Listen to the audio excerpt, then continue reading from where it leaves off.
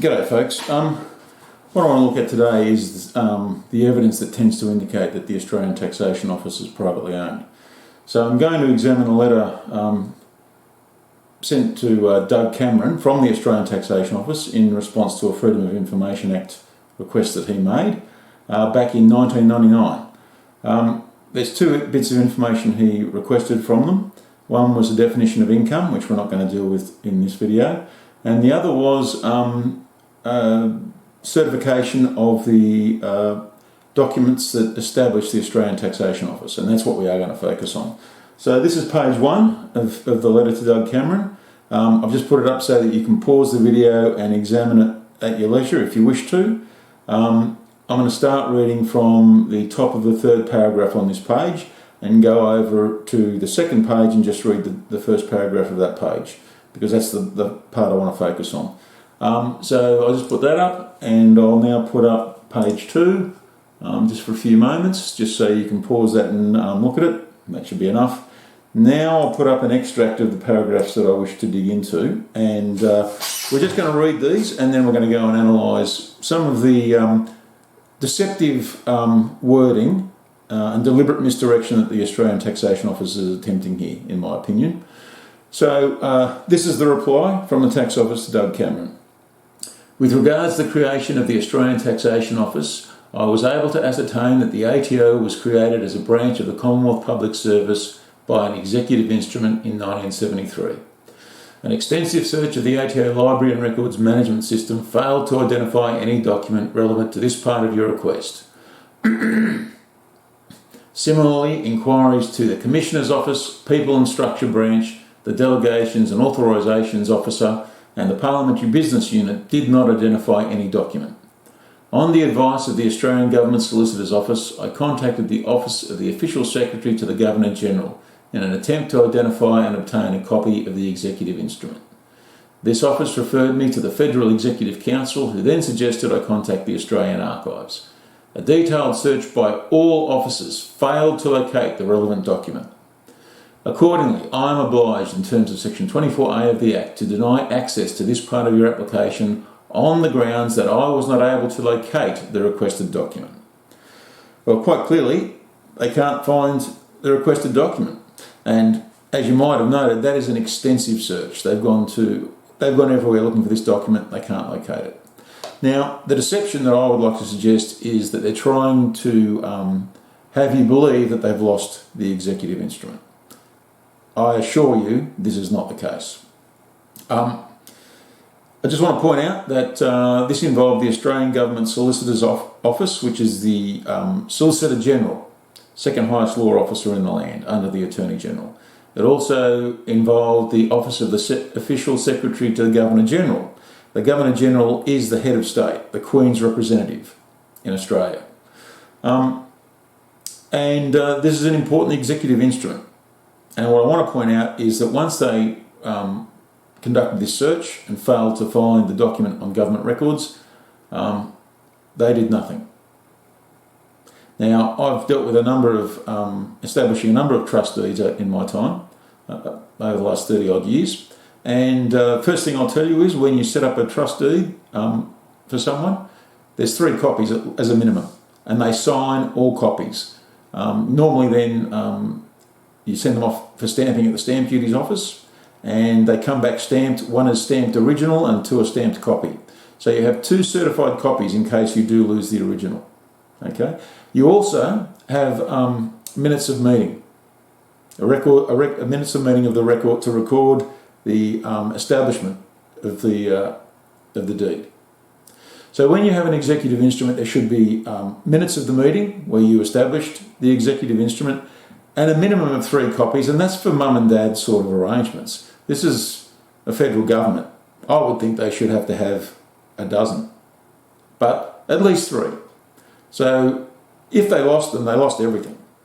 They've lost the minutes of the meeting, and they've lost all copies of the executive instrument.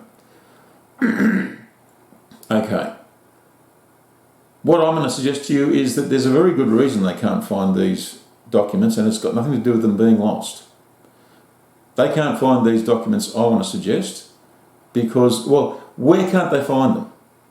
They can't find them in government files and records. Doesn't mean they're lost, it just means they're not in government files and records. Why? I want to suggest because they're in private hands, because the Australian Taxation Office is a privately owned entity. And referring back to the many trust deeds I was a facilitator in establishing, those trust deeds, once they came back stamped from the Stamp Duty's office, were held by the private parties who set them up. They weren't held on government files and records. The government would have no files and records of those trust deeds. The state governments might have a record that they stamped a trust deed in the name of so-and-so, but they don't have a copy of it. They don't keep a copy of the deed. And they're not stored on government records because they're private. They're private documents, and the private parties hold them. And I want to suggest that's what's happened with the Australian Taxation Office. The private parties are holding the executive instrument that established the ATO, not the government. That's why they can't find them. Also, I just want to quickly relay another experience I had with a trust deed. After 60 years, an elderly gentleman had lost all the trust deeds, and he needed one. He had to have one to do some business.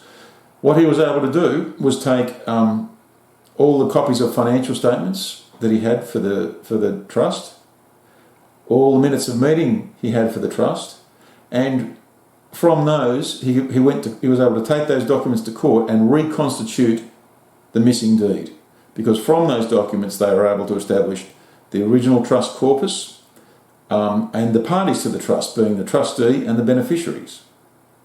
That could all be established from the minutes of meetings and from the financial statements, which, if they truly had lost these documents, these men of government could have done. And they're all lawyers, all highly qualified lawyers too, Queen's counsels and that sort of thing. These are people who should know what to do in the event that documents are missing. Moreover, these are people who should know the importance of these documents and ensure they never go missing. And I believe they have ensured they never go missing.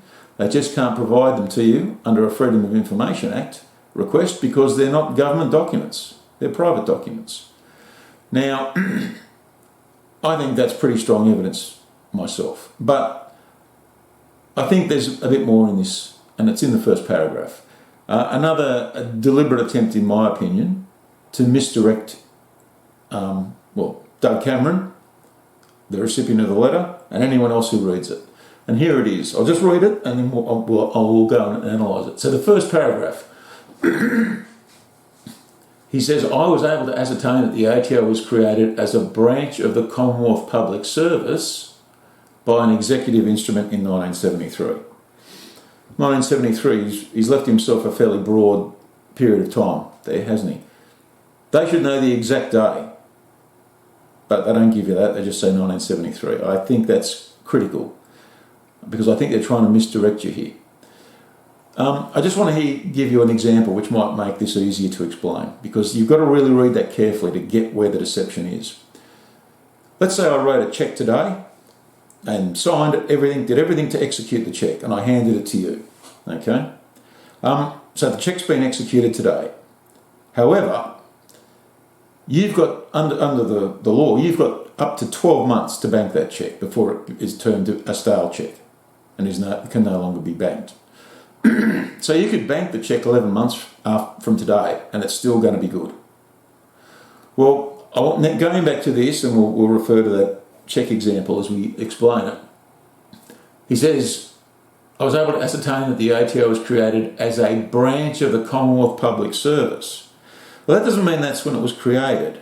That means when it was created as a branch of the Commonwealth Public Service.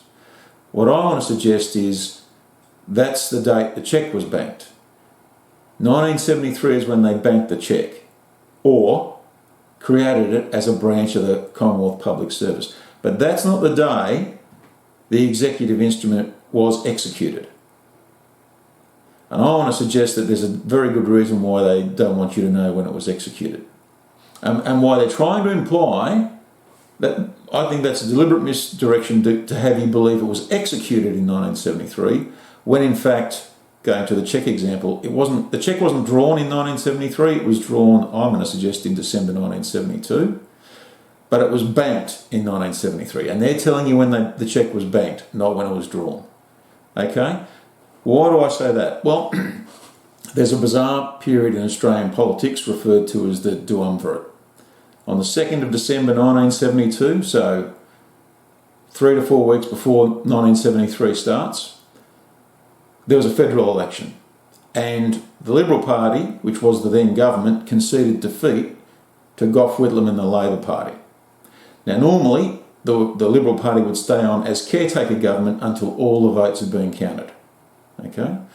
But in a bizarre turn of events, Gough Whitlam went with his deputy, Lance Barnard, to the Governor General and said, "Swear me in as Prime Minister today.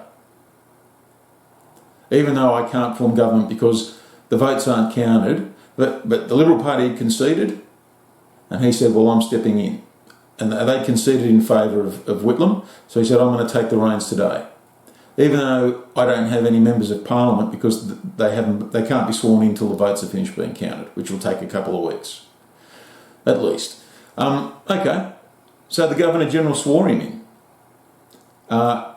as Prime Minister, and he swore in Lance Barnard as his deputy.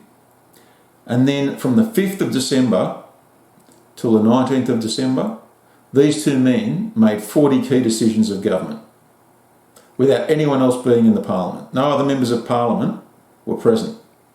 No one else was present at these decisions, perhaps with the exception of a representative of the Governor-General. But these two men made all these decisions. And I want to suggest to you that one of the decisions they made was establishing the Australian Taxation Office.